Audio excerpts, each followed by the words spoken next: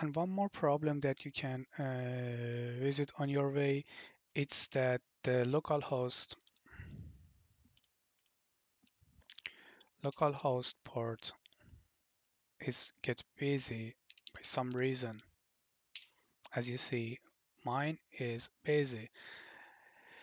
This file are on the Arch Linux are in this path. Let me write it here for you. In the Arch Linux is a SRV HTTP.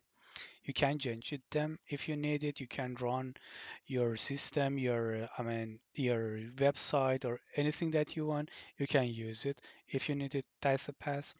And on Ubuntu, let me copy paste here. It's a local host for Ubuntu. Uh, to remove to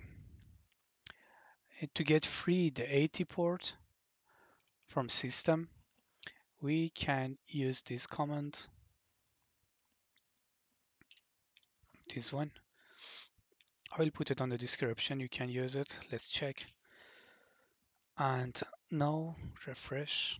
As you see, the 80 port, the localhost port, it's free and empty. You can use it, but by any restart of your system, you will have it again and again and again.